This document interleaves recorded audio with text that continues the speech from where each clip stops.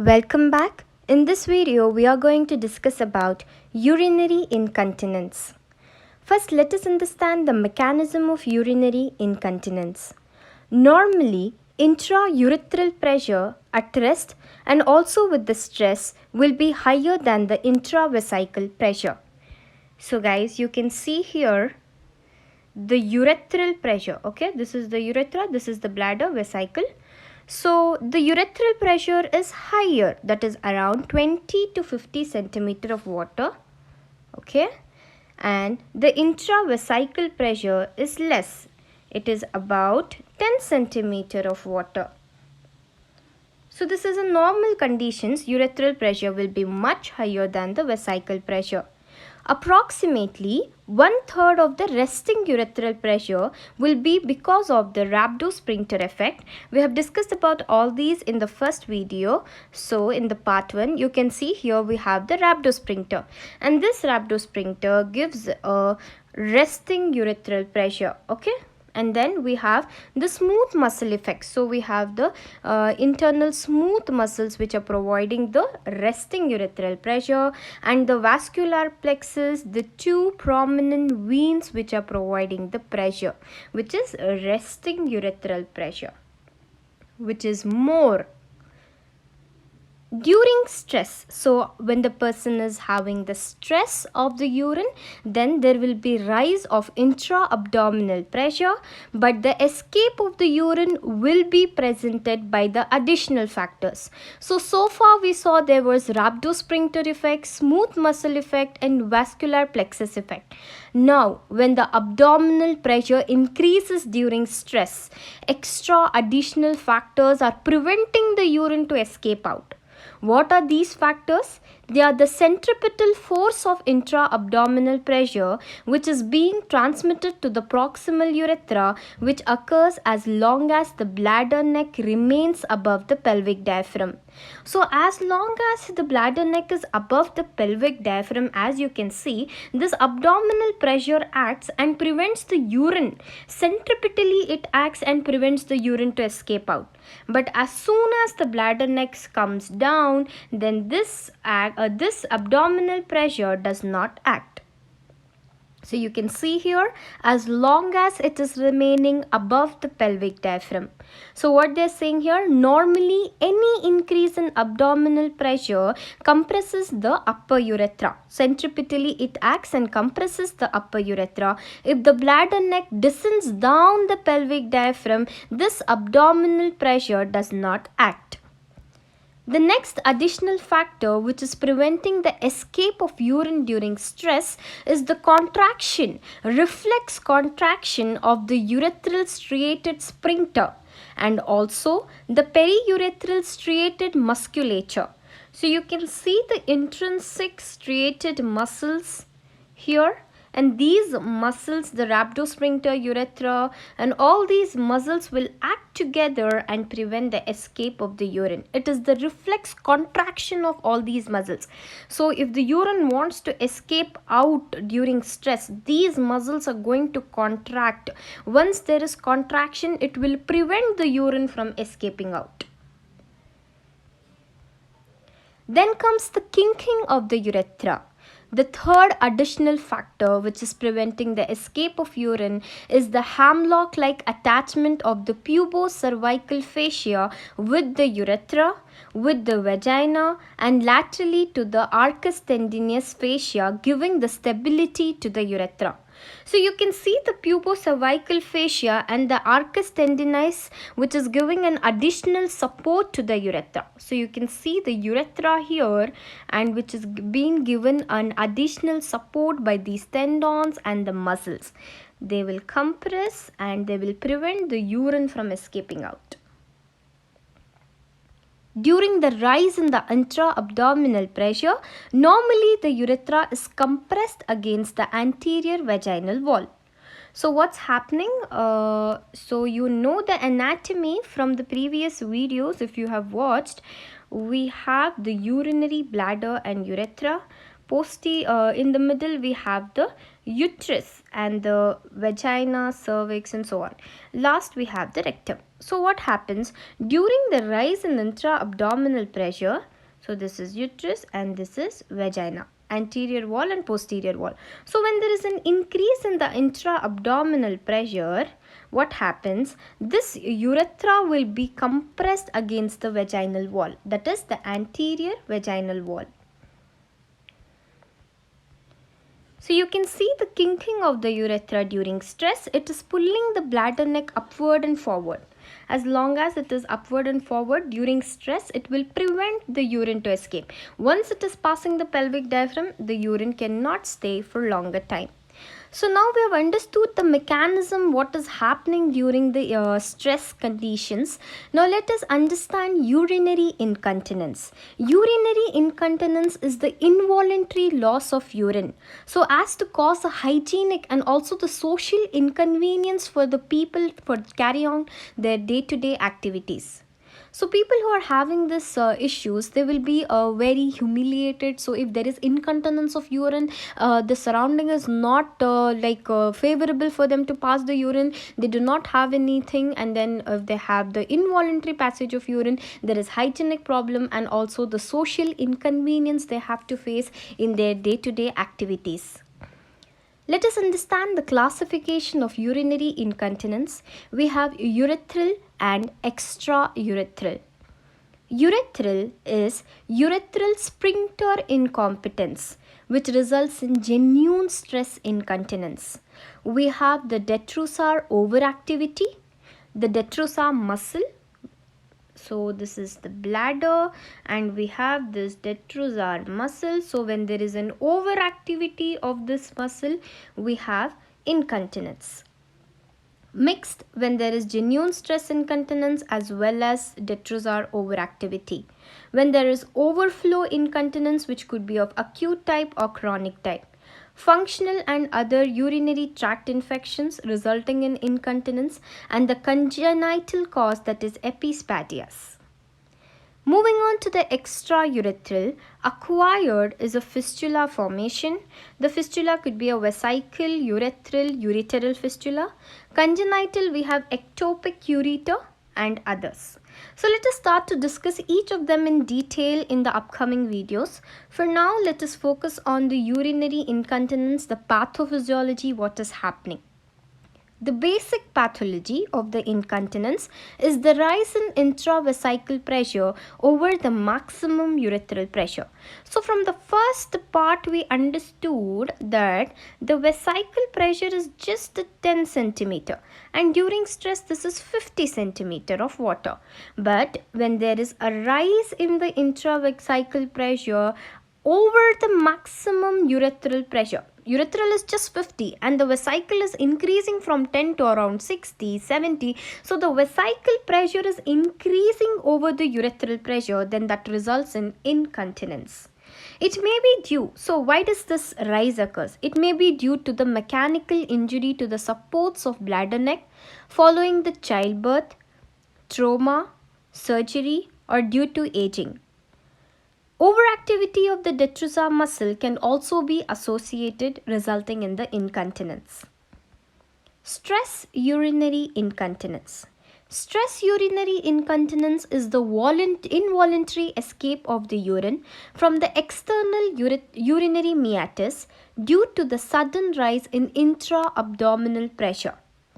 The term urethral sphincter incompetence seems to be appropriate as it signifies the basic pathology of the urethral sphincter incompetence. So you can see here there is a rise in the intra-abdominal pressure and the pathology is in the urethral sphincter.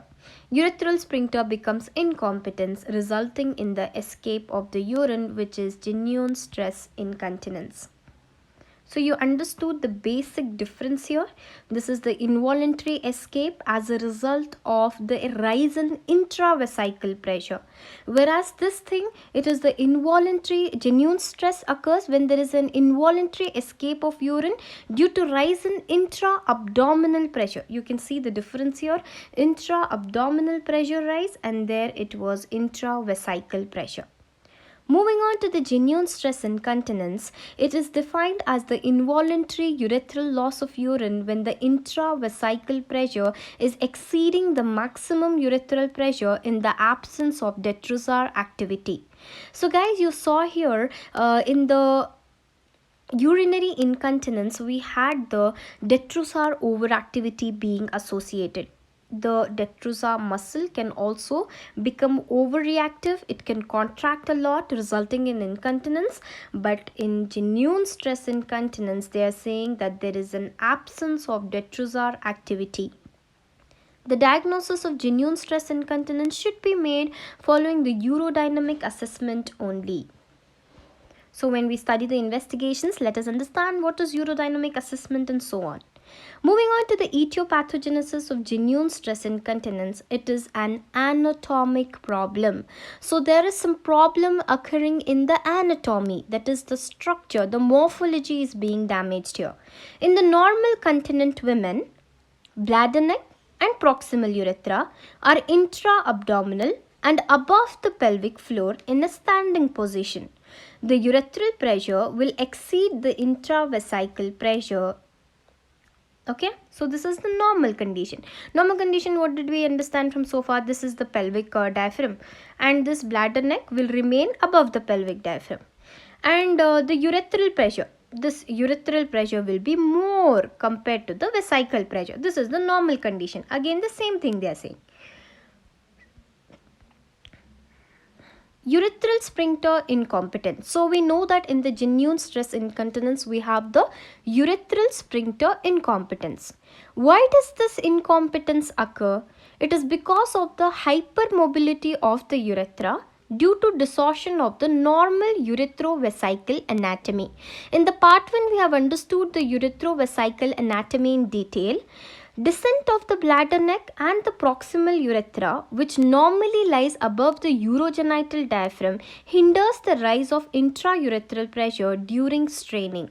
So you can see here when there is a descent of the bladder neck. So we saw that the bladder neck is above, and then whenever there is a descent of this bladder neck below the pelvic diaphragm, once it is descending down, it will cause the intra-urethral pressure a damage. It hinders the rise of intra-urethral pressure during straining. This pressure cannot increase. Normally what happens? Urethral pressure increases during stress.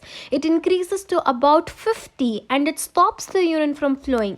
But what happens in genuine stress incontinence? This bladder neck comes down of the pelvic diaphragm and it is being hindered. There is some problem in increasing the pressure. It cannot increase the pressure during stress. So we saw the hypermobility of urethra and its distortion from the normal position.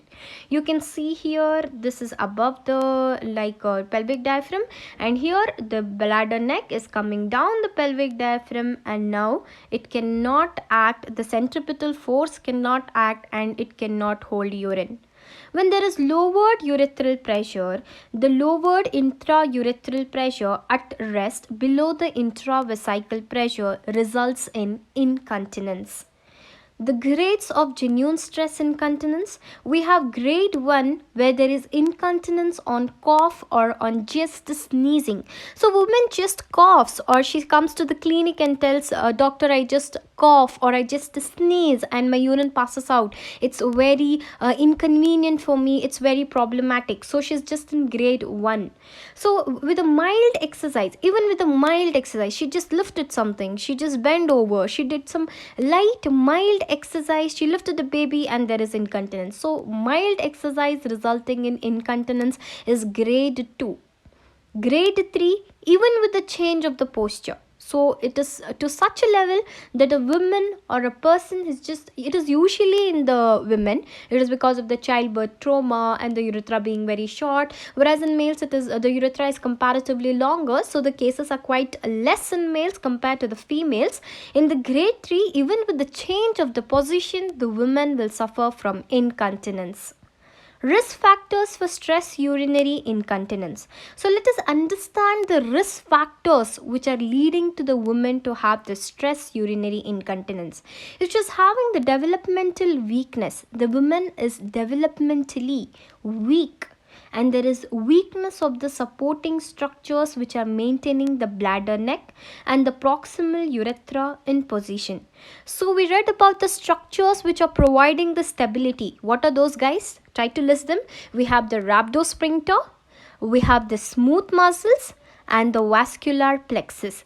When there is a developmental defect in these muscles, in the sphincter and the striated muscles, this result in the problem in maintaining the bladder neck in position and also the urethra in position. The bladder neck cannot remain above the pelvic diaphragm. It comes down during stress.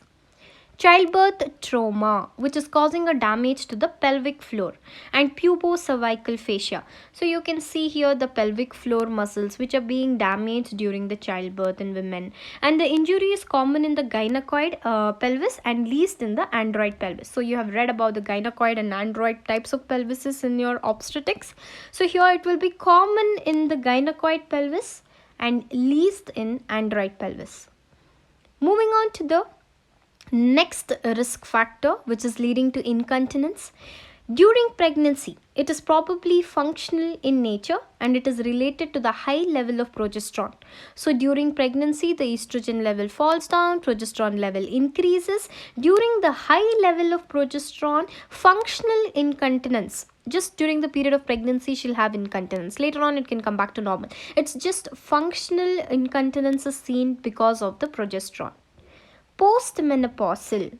In postmenopausal, there is a deficiency of estrogen which is leading to the atrophy of the supporting structures, and there is diminished periurethral vascular resistance. So guys, during menopause the estrogen level falls down. So these supporting structures, the rhabdosphincter, smooth muscles, pelvic muscles, striated muscles, all these will become atrophied. You can see the the cervix, vagina, everything being atrophied. The same way the supporting structures are also going to be atrophied in the postmenopausal period, resulting in the diminished periurethral vascular resistance. Trauma. Injury to the symphysis pubis during the fracture or following the symphysiotomy. So here they are saying that the symphysis pubis, so you can see the symphysis pubis being damaged because of a fracture which is occurring, or they are talking about symphysiotomy. What is symphysiotomy? This pubic symphysis will be removed. Symphysiotomy is a surgical procedure which is performed to ease the childbirth. It involves the cutting of the pubic symphysis, a cartilage which is present in the center of lower hip bones.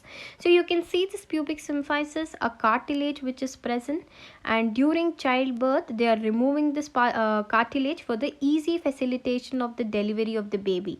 So during this delivery, because of cutting this, what happens? There is damage to the pubic symphysis resulting in the incontinence.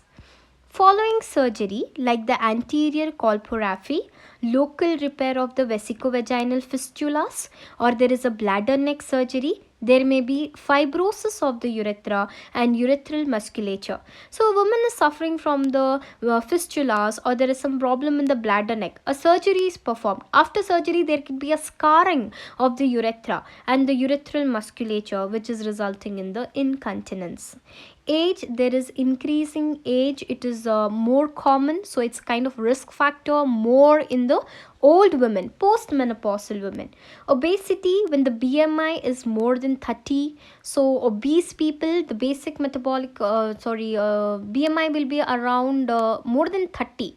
Above 25 it comes under obese. So when their body mass index is more than 30, then they will have the increased pressure on the pelvic floor muscles that results in incontinence. So moving on to the clinical features. A woman comes into your clinic. So what are the complaints she's going to say? The patient will be usually parous. So she's given birth to a number of children.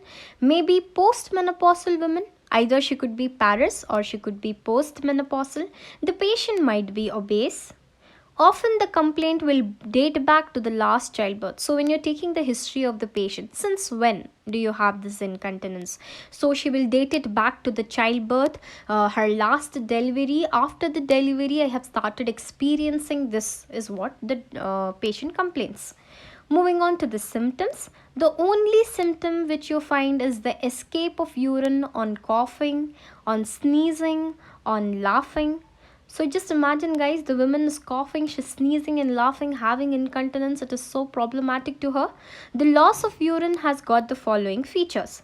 The urine will be brief and it will coincide precisely to the period of raised intra-abdominal pressure. So when is the intra-abdominal pressure raised? So during the coughing, she's sneezing, so the abdominal pressure increases and it is coinciding with the rise in intra-abdominal pressure. So she can easily relate. It is during coughing. It is coinciding with the raised intra-abdominal pressure. It is unassociated with the desire to pass urine.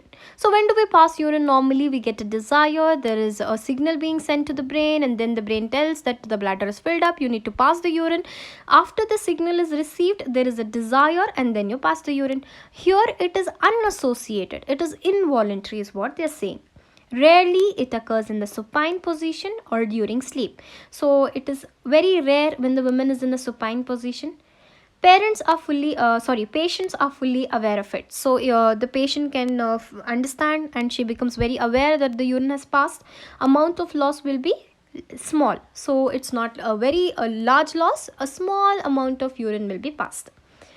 A note to the physicians: details of the medical history, that is the diabetes, if the woman is suffering from diabetes, or she's having some chronic pulmonary disease or some neurological disease. This detail of the medical history is very important. The past and the present medical history. Surgical history, the spine, if she's undergone any spine or genitourinary tract surgery. If she is on the current medications such as sedatives, antipsychotics must be noted, because all these factors have a direct effect on the urinary incontinence. They directly have a relation with the urinary incontinence. And diabetic people, if they suffered from chronic pulmonary disease, and so on, what we discussed. Moving on to the local examination of the patient. You have to perform few particular tests to rule out this. First thing, stress test. When the patient is asked to cough, a few drops of urine will be seen escaping from the external urethral meatus. So once there is a rise in intra-abdominal pressure, the urethral sphincter is incompetent, so there is no control and the urine seems to be escaping out. If the escape is not detected in the supine position, the examination should be conducted in the standing position. So you have to ask the patient to stand and then cough, and resulting in the escape of urine or not. This is the stress test. The second test which you're performing is the pad test. The patient will wear a pre-weighed sanitary pad, drinks about 500 ml of water, and she will rest for about 15 minutes. Just weigh a sanitary pad, ask the patient to take 500 ml of water and ask her to rest for 15 minutes. Then ask the patient to perform the exercises, like ask her to walk or climb stairs. For around 30 minutes you keep on exercising, ask her to exercise, and then this is to be followed by the provocative exercises. First, a normal exercise like walking, climbing, and then she has to do the exercises like bending, jumping, coughing, which is increasing the abdominal pressure, for another 15 minutes.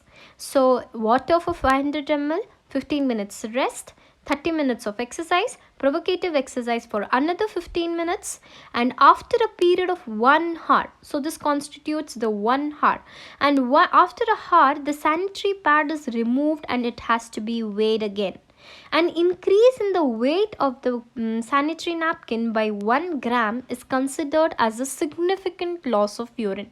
So the woman is you have to grade the urinary incontinence by this method. Moving on to the next thing, frequency volume chart, urinary diary. Patient is asked to record her fluid intake, the amount of output, that is the urine, the episodes of leakage which is occurring in relation to the time, and also the activity which is causing the leakage of the urine.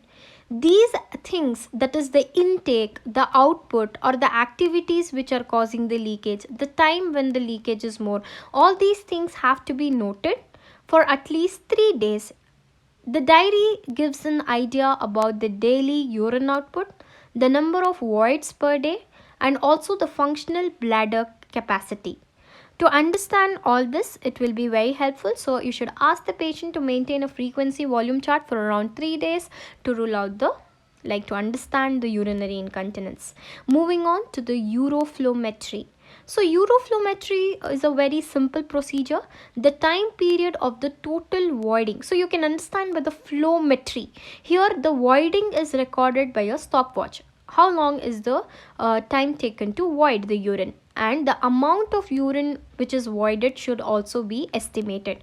So here you are calculating the time period and also the amount of urine.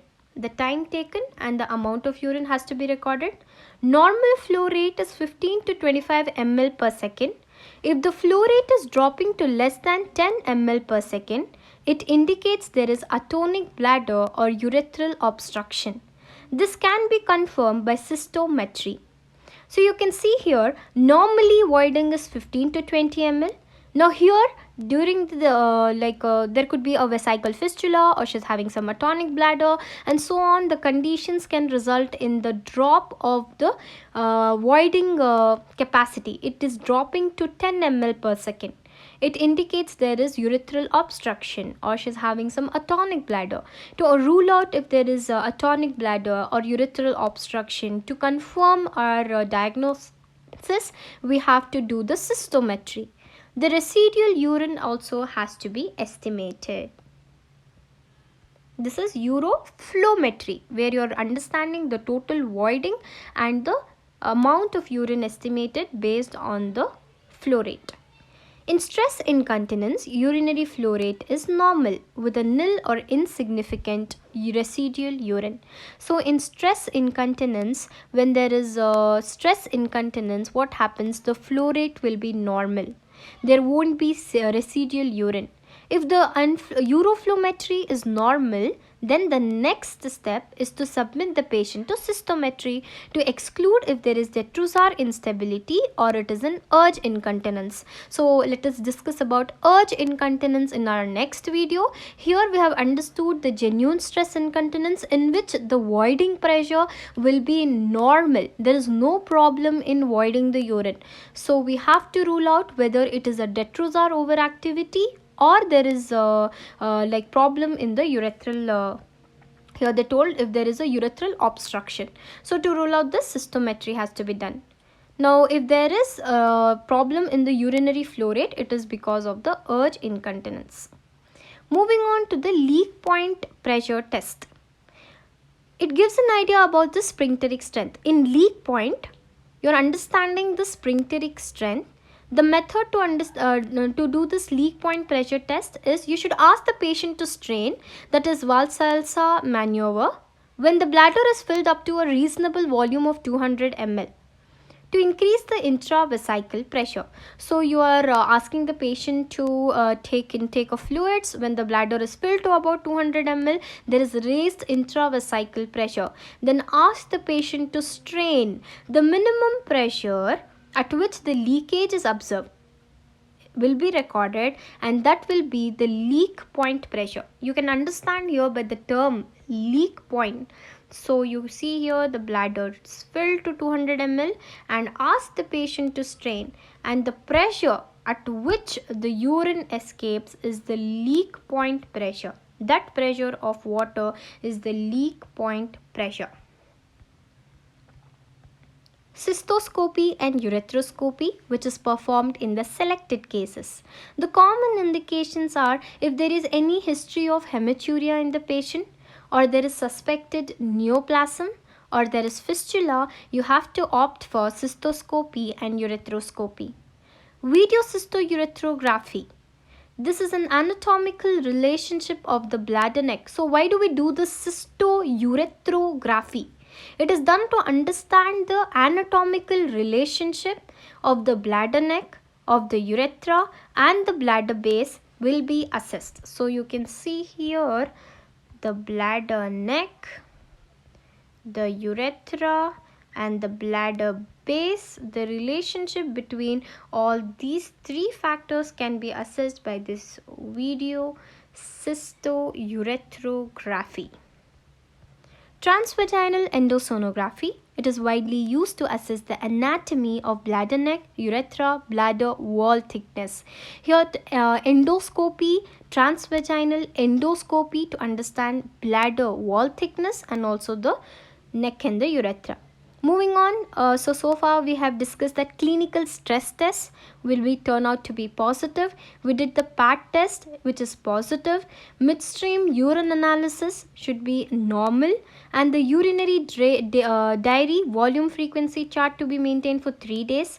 Uroflowmetry will be normal, that is the flow rate is normal. Cystometry will be normal. Significant lowering of the urethral closure pressure during strain.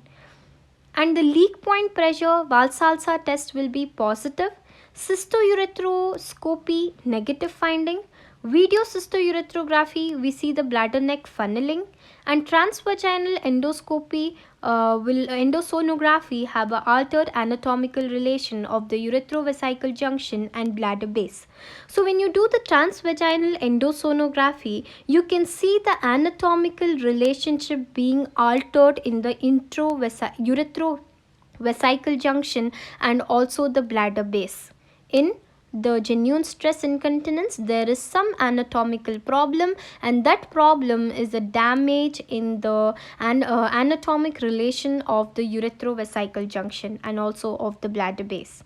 Moving on to the differential diagnosis of genuine stress incontinence from urge and detrusor instability. So guys, let us understand how to differentiate the stress incontinence from the urge and detrusor instability. You can see the stress incontinence, the leakage of the urine is coinciding with the increase in the stress, that is increase in intra-abdominal pressure, that is coughing, sneezing and so on.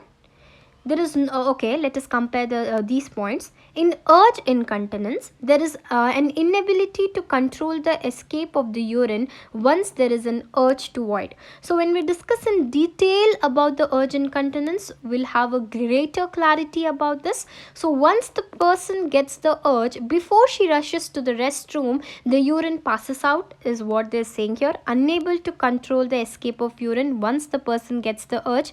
In detrusor instability, incontinence is may occur abruptly even without a full bladder. So there is no proper sensory stimulation, or there is no urge, there is no desire, the bladder is not completely full, just the muscle is overactive. Even though the bladder is not full, there is an overactivity of the muscle resulting in the escape of urine. Incontinence is because of it occurs abruptly without a full bladder. Moving on to the next point, no prior urge to void. So there is no desire to pass the urine. And then we see that there will be a urge, and before the rush to the restroom, there is incontinence. Here without a full bladder, so obviously there is no urge. Moving on, in stress incontinence, the amount is going to be very small. In urge, they almost completely pass the urine. It is large. In detrusor instability, it occurs abruptly. The amount will be quite large.